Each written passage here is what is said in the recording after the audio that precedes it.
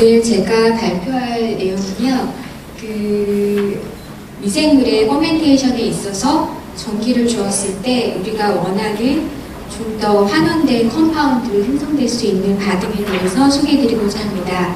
이 연구는 제가 박사후 연구원으로 키스테스 청정일센터에서 이루어진 연구입니다. 우선 처음에 소개해드리기에 앞서서 일렉트로퓨얼에 대해서 잠시 설명해드리고자 합니다. 일렉트로퓨얼이라는 것은 오른쪽의 그림에서 알 수 있듯이 태양 에너지를 이용해서 전기 에너지로 변환시킨 다음에 그 전기를 미생물이 일렉트론 소스로 작용을 시켜서 이제 미생물의 메타볼라이즘 안에서 그것을 환원된 폼으로 바뀌는 세미 포토시스라고 할 수 있겠습니다. 이거에 대한 일렉트로퓨얼은 재생 에너지 활용에 밟아주어서 유럽이나 아니면 미국에서도 2011년부터 활발하게 연구가 이루어지는 부분 중에 하나겠습니다.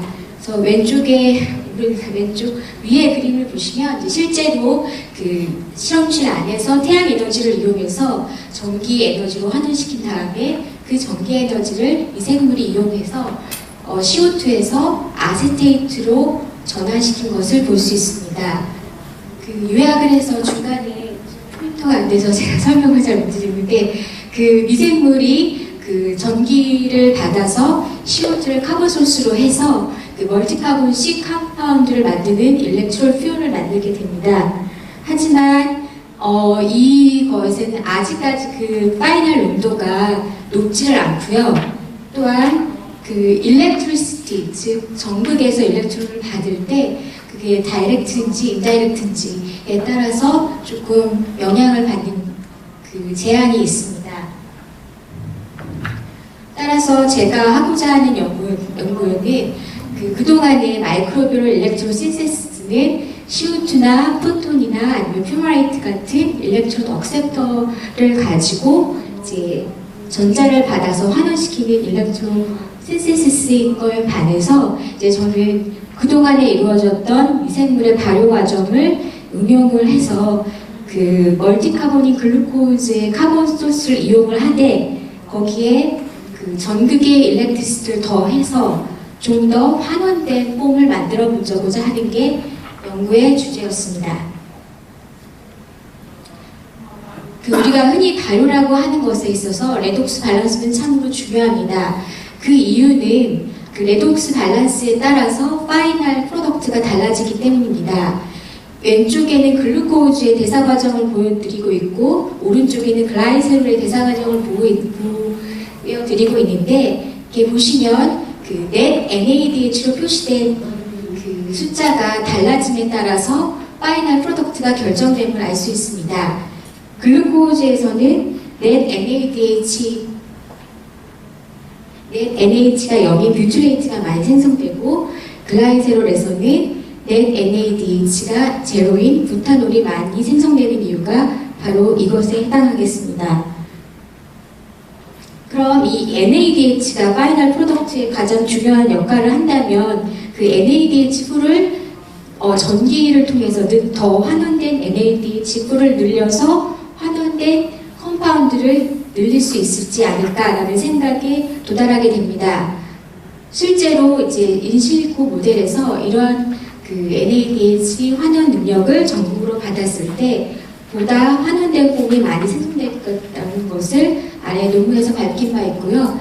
이 NADH를 환원시키는 셀 안에서의 NADH를 환원시키는 폼에는 이제 여러 가지 방법이 있는데 왼쪽의 그림은 사이토크롬 같은 생체 내에 존재하는 단백질의 일렉트론 채널에 의해서 일렉트론이 공급되는 것과 직접적인 다이렉트한 일렉트론 트랜스퍼 과정이 있는 반면 이제 아티피셜한 메디에이트를 집어넣어서 이제 전극과 미생물 간의 일렉트론 트랜스퍼를 가능하게 하는 두 가지 방법이 있다고 보겠습니다.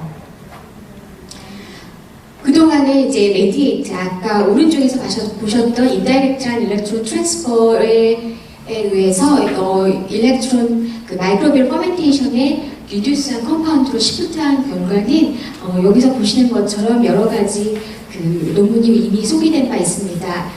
그 끼눈 계통이나 아니면 그 뉴트럴 레드, 저희도 이제 세 번째 논문이 저희가 발표한 논문인데 이것도 뉴트럴 레드를 썼고요. 메틸 바이올레진이라는 메디에이터도 쓴 적이 있습니다. 하지만 메디에이터가 없이 그냥 다이렉트하게 일렉트론 트랜스퍼가 이루어진 발표는 아직까지는 발표되지 않았습니다. 따라서 이제 저희는 그 바이오퓨어를 만드는 데 있어서 많이 사용되는 균주 중에 하나인 크로스트림을 이용해서 이제 일렉트리시티로 더보다 환원된 폼을 얻고자 하는 것을 다이렉트 일렉트론 트랜스퍼 과정에서 찾기 시작했습니다. 운 좋게도 이제 크로스트리움, 파스트리움 균 중에 하나인 이제 그 균이 일렉트론 트랜스퍼가 가능하게 되었는데요. 이제 왼쪽에 보시면 그 프레쉬 메디움이나 아니면 셀을 다운시킨 스포네이터한테는 레독스 포텐셜이 보이지 않던 것이 이제 바이오 캐소드 형태로 봤을 때 이제 레독스 포텐셜 피크가 잘 보이는 것을 알게 되었습니다. 그래서 오른쪽에서 보시는 것처럼 H형 셀에 이제 캐소드 전극, 이제 저희는 그라파이트 펠트를 썼는데요. 거기에서 바이오 필름을 만들게 되면은 이제 전극의 소모와 함께 이제 글루코즈로부터 더 환원된 폼의 컴파운드를 얻고자 하는 것이 가능하다고 생각을 했습니다. 그래서 이제 다이렉트 일렉트론 트랜스퍼가 저희는 더 조금 가능하게 한 균주를 찾고 싶어서 이제 그 중에 이제 저희가 이거는 다이렉트 일렉트론 트랜스퍼 가능할지도 모른다라고 이제 저희가 생각했던 피규어를 알려주시고 있는데 이제 오른쪽 위에를 보시면 다이렉트와 인다이렉트 그 형태가 보이는데 이제 오른쪽 아래에 2013년 논문에 발표된 것처럼 만약에 인다이렉트, 즉 마이크로 오르가니즘이 실제로 메디에이터를 자기가 내었고 그걸 다시 전극을 통해서 전자를 받게 되는 시스템에 의하면 이제 그 프레쉬 메디움으로 갈아줬을 때 그 메디에이터도 다 워시 아웃돼서 전극이 끊어지는 것을, 전류가 끊어지는 것을 보게 됩니다. 하지만 저희는 다시 프레쉬 메디움을 애드했을 때 그 전류의 감소 없이 계속 균의 성장과 함께 증가됨을 왼쪽의 피규어에서 볼 수가 있겠습니다. 실제로 바이오 필름이 그 저희가 만든 그 일렉트로드에 잘 형성되어 있는지를 컴퓨터를 통해서 보았는데요. 이제 라이브 데드셀 그 스트레인 염색법을 이용해서 이제 보시면 이제 초록색으로 빛나는 건 액티브한, 그리고 레드는 이제 죽은 셀을 말하는데 저희가 썼던 그라파이트 펠트가 머리카락이나 옷 섬유질 지수처럼 간단한 선으로 이루어졌기 때문에 그 선을 따라서 바이오필름이 잘 형성되는 것을 보았습니다. 하지만 전기를 가하지 않은 전극을 컨트롤했을 때는 그런 바이오필름이 잘 형성되지 않았음을 컴포칼 그걸 볼 수 있었고요. 이제 다음은 셀 사진을 찍어봤는데 이제 보시는 것처럼 그 셀과 셀 간의 어떤 그 실처럼 EPS 같은 것도 나눠 보이고 이제 나노 사이즈만한 그런 와이어도 보게 되었습니다. 또한 템 사진을 보시고 있는데요. 이제 저희가 왼쪽은 그 네거티브 포텐셜을 가한 셀이고 오른쪽은 컨트롤 셀인데 이제 바이오 필름을 소니케이션을 통해서 이제 셀을 릴리즈한 다음에 템 사진을 봤을 때 이상하게도 그 검정색으로 표시되는 부분들이 이제 하이드로포빅한 그라파이트의 조각으로 볼 수 있는데 그 조각들이 잘 그 셀과 엉켜 있는 거에 비해서 컨트롤에서는 서로 리펄전되고 있는 듯한 그림을 보여줬습니다. 그러면 선의 표면에 하이드로포비시티가 변한 것이 아닌가. 이제 하이드로포비시티를 제타 포텐셜로 대변할 수 없지만 저희 실험실에서 제타 포텐셜을 찍을 수 있기 때문에 셀의 제타 포텐셜을 찍은 결과 이제 그 일렉트로드에 붙어 있는 셀들은 보다 그 플러스 차지로, 즉 그 제로 쪽으로 이동되었음을 볼 수 있었습니다. 그럼 실제로 일렉트로 포멘테이션, 즉 포멘테이션을 하되 전극에서 그 전기를 가해주면서 하는 포멘테이션의 결과를 보여주고 있습니다. 먼저 오른쪽으로 보시면 노멀 포멘테이션과 B의 일렉트로 포멘테이션으로 나눠져 있는데요. 이제 파이널 프로덕트만 보시면 이제 부타놀, 즉 가장 리듀스된 부타놀이 나오지 않는 반면에 일렉트로 포멘테이션은 그 중간에 락테이트가 그 중간 산물로 나와서 사라지면서 부타놀이 또한 증가되는 것을 볼 수 있었습니다. 락테이트도 NADH를 컨수밍하는 프로덕트 패스웨이를 가지고 있기 때문에 가장 가까운 락테이트 쪽으로 먼저 NADH가 소비된 다음에 부타놀 쪽으로 또한 시프트되지 않았나 하는 생각이 있습니다.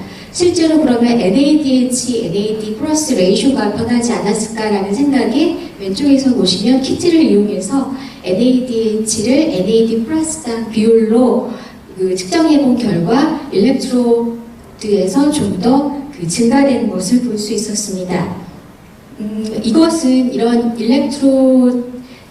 리듀스 컴파운드로 시프트되는 경향은 글루코즈보다 글라이세롤에서 확연하게 드러났습니다. 피규어에서 보시는 그래프에서 보시는 것처럼 커런트가 증가할수록 그 부타놀이 처음에는 메인 프로덕트로 나온 반면에 10mA의 커런트를 소모했을 때에는 13PD 즉 그 넷 NADH가 마이너스 1인 더 필요했던 그 컴파운드가 더 메인 프로덕트로 생성되었음을 알 수 있었습니다. 이건 듀얼 일렉트론 도너의 시스템인데 글라이세롤은 글루코즈 소스도 되고 일렉트론 소스도 되는데 이러한 일렉트론 소스를 저기로부터 더 엑스트라로 받았을 때 13PD로 증가됨을 볼 수 있었습니다. 또한 이제 얼마의 일렉트론이 어떻게 작용을 해서 어떤 컴파운드로 이동했는지 다음과 같은 그 이퀘이션을 통해서 저희가 계산을 하였습니다.